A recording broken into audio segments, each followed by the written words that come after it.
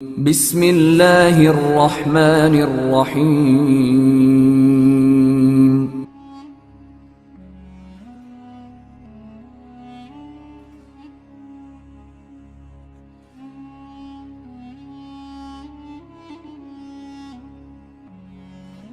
روح قدسی کو عالم جسمانی میں اسی وقت تک رہنے کی ضرورت تھی کہ تکمیل شریعت اور تزکیہ نفوس کا عظیم الشان کام درجہ کمال تک پہنچ جائے۔ حجۃ الوداع میں یہ فرض اہم ادا ہو چکا تھا۔ توحید کامل اور مکارم اخلاق کے اصول عملاً قائم کر کے عرفات کے مجمع عام میں اعلان کر دیا گیا تھا۔ ترجمہ کہ آج کے دن میں نے تمہارے لیے دین کو کامل کر دیا اور اپنی نعمتیں پوری کر دیں۔ سورہ نصر کا نزول خاص صحابہ رضی اللہ تعالیٰ عنہ اجمعین کو حضرت صلی اللہ تعالیٰ علیہ وسلم کے قرب و وفات کی اطلاع دے چکا تھا، اور آپ صلی اللہ علیہ وسلم سورہ نصر کے مطابق زیادہ تر اوقات تسبیح و تحلیل میں بسر فرماتے تھے۔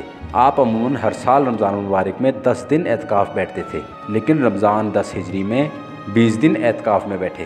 سال میں ایک دفعہ ماہ رمضان میں آپ صلی اللہ علیہ وسلم پورا قرآن ناموس اکبر کی زبانی سنتے تھے، لیکن وفات کے سال 2 دفعہ یہ شرف حاصل ہوا۔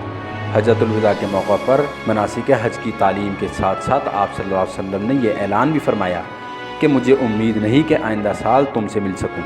بعض روایتوں میں یہ الفاظ اس طرح وارد ہوئے ہیں: شاید میں اس کے بعد حج نہ کر سکوں۔ غدیر خم کے خطبہ میں بھی اسی قسم کے الفاظ ادا ہوئے۔ غزوہ احد کے بیان میں گزر چکا ہے کہ شہدائے احد کی جنازہ کی نماز نہیں پڑھی گئی تھی۔ تمام غزوات میں صرف غزوہ احد ہی ایک ایسا غزوہ ہے جس میں مسلمانوں نے سب سے زیادہ بے کسی کے ساتھ جان دی، اس لیے ان کی یاد آپ صلی اللہ علیہ وسلم کے دل میں اس وقت بھی موجود تھی۔ حجۃ الوداع کے موقع پر تمام مسلمانوں کو اپنے فیض دیدار سے مشرف فرمایا اور ان کو حسرت کے ساتھ الوداع کیا۔ شہدائے احد جو مزدہ جان فضا سے فیض یاب تھے، 8 برس کے بعد آخری دفعہ آپ صلی اللہ علیہ وسلم نے ان کو بھی اپنی زیارت سے مشرف کرنا ضروری سمجھا۔ چنانچہ اسی زمانہ میں ان کی قبر پر تشریف لے گئے اور ان کے لیے دعائے خیر فرمائی اور اس رقت انگیز طریقہ سے ان کو الوداع کیا کہ جس طرح ایک مرنے والا اپنے زندہ اعزاء کو وداع کرتا ہے۔ اس کے بعد ایک خطبہ دیا جس میں فرمایا: میں تم سے پہلے حوض پر جا رہا ہوں، اس کی وسعت اتنی ہے جتنی ایلا سے جحفہ تک۔ مجھ کو تمام دنیا کے خزانوں کی کنجی دی گئی ہے۔ مجھے خوف نہیں ہے کہ میرے بعد تم شرک کرو گے، لیکن اس سے ڈرتا ہوں کہ دنیا میں نہ مبتلا ہو جاؤ۔ اس کے لیے آپس میں کشت و خون نہ کرو، تو پھر اسی طرح ہلاک ہو جاؤ جس طرح تم سے پہلی قومیں ہلاک ہوئیں۔ راوی بیان کرتا ہے کہ یہ آخری دفعہ میں حضور صلی اللہ علیہ وسلم کو خطبہ دیتے ہوئے سنا۔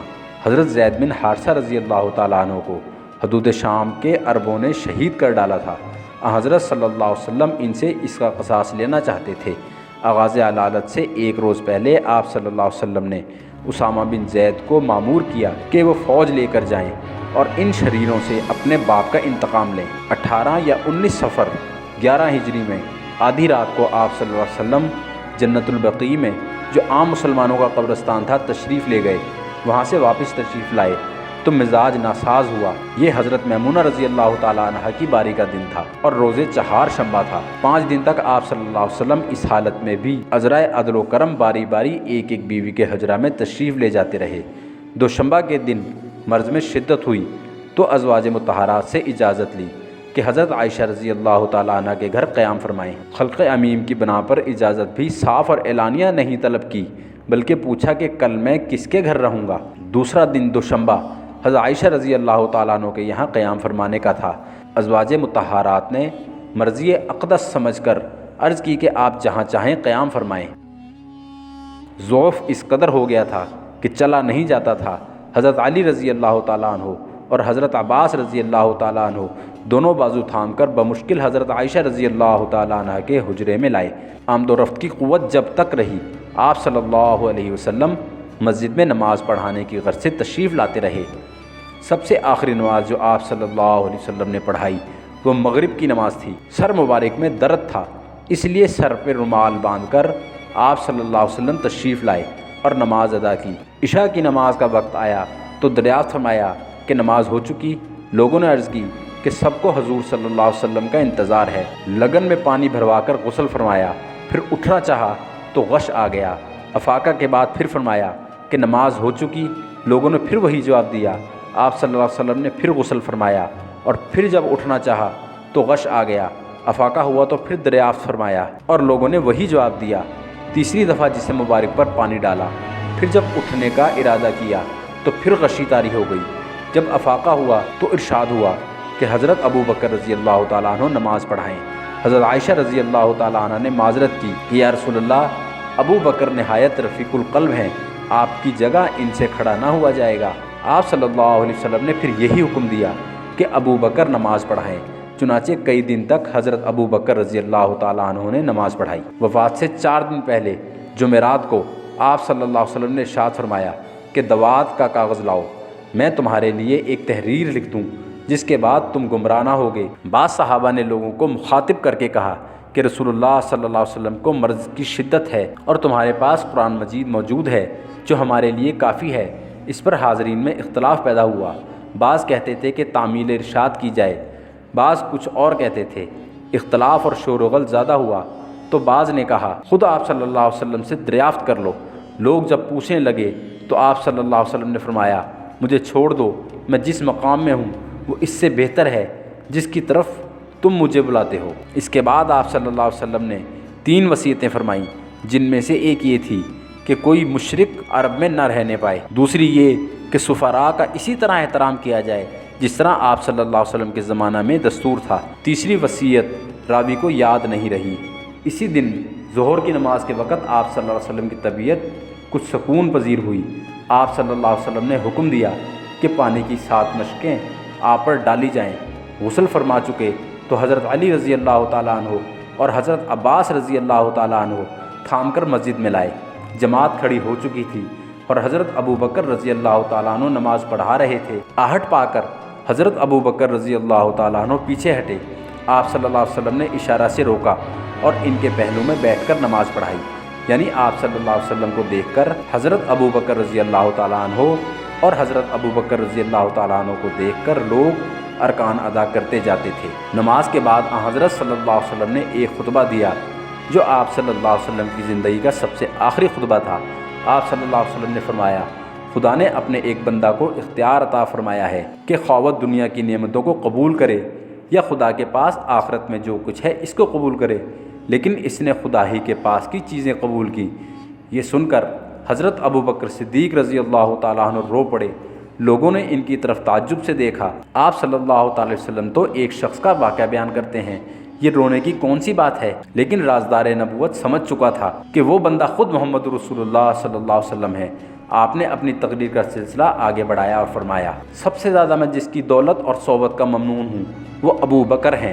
اگر میں دنیا میں کسی کو اپنی امت میں سے اپنا دوست بنا سکتا تو میں ابو بکر کو بناتا، لیکن اسلام کا رشتہ دوستی کے لیے کافی ہے۔ مسجد کے رخ کوئی دریچہ ابو بکر صدیق رضی اللہ تعالیٰ عنہ کے دریچہ کے سوا باقی نہ رکھا جائے۔ ہاں، تم سے پہلی قوموں نے اپنے پیغمبر اور بزرگوں کی قبروں کو عبادت گاہ بنا لیا ہے۔ دیکھو تم ایسا نہ کرنا، میں منع کرتا ہوں۔ زمانہ علالت میں انصار آپ صلی اللہ علیہ وسلم کی عنایات اور مہربانیوں کو یاد کر کے روتے تھے۔ ایک دفعہ اسی حالت میں حضرت ابو بکر رضی اللہ تعالیٰ عنہ اور حضرت عباس رضی اللہ تعالیٰ عنہ کا گزر ہوا۔ انہوں نے انصار کو روتے دیکھا تو وجہ دریافت کی۔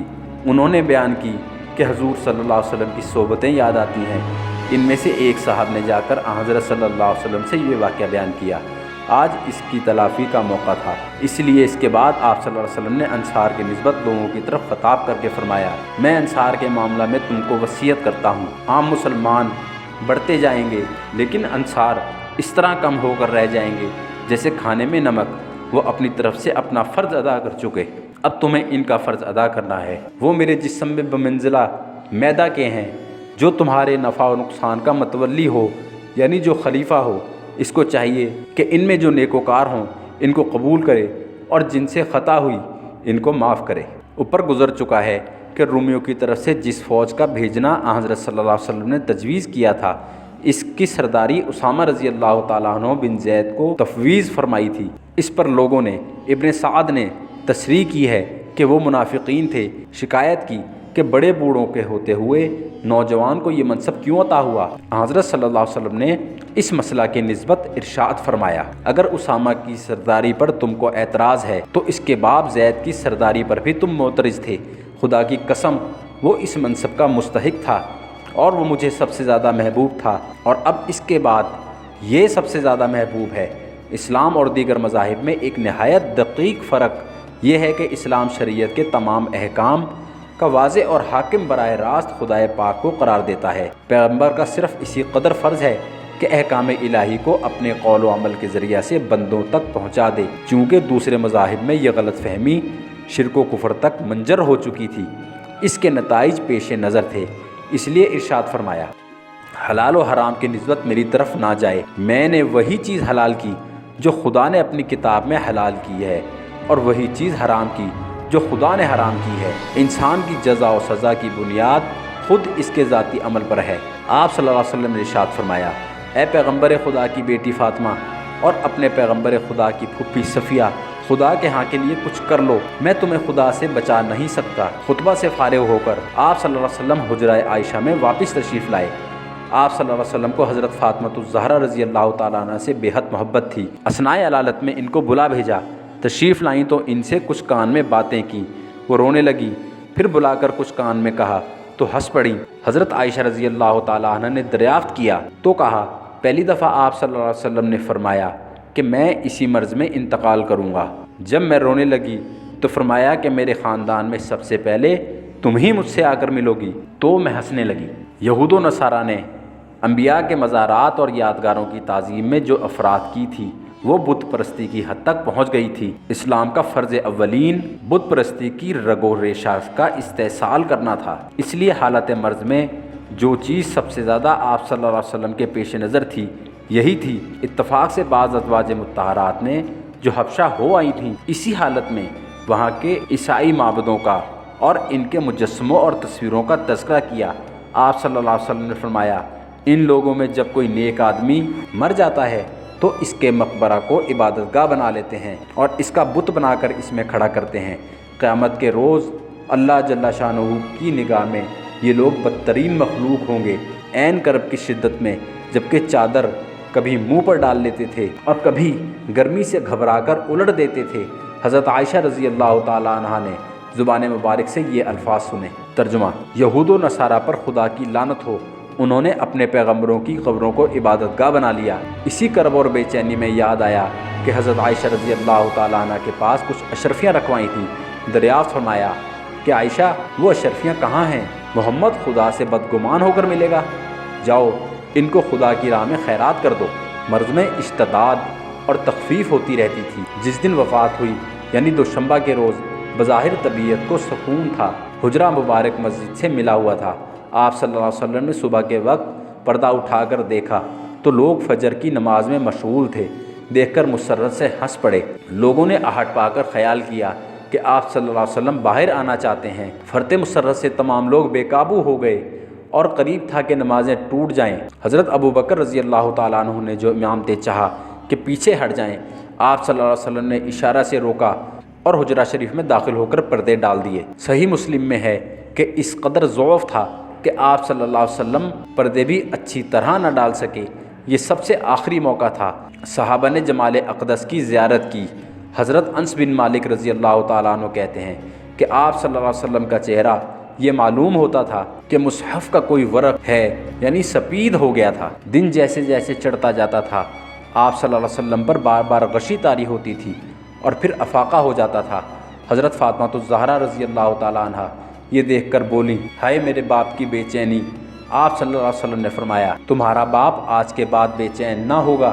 حضرت عائشہ رضی اللہ تعالیٰ عنہ فرماتی ہیں، آپ صلی اللہ علیہ وسلم جب تندرست تھے تو فرمایا کرتے تھے کہ پیغمبروں کو اختیار دیا جاتا ہے کہ وہ خواہ موت کو قبول کریں یا حیات دنیا کو ترجیح دیں۔ اس حالت میں اکثر آپ صلی اللہ علیہ وسلم کی زبان مبارک سے یہ الفاظ ادا ہوتے رہے۔ ترجمہ، ان لوگوں کے ساتھ جن پر خدا نے انعام کیا۔ اور کبھی یہ فرماتے، ترجمہ، خداوند بڑے رفیق ہیں۔ وہ سمجھ گئیں کہ اب صرف رفاقت الہی مطلوب ہے۔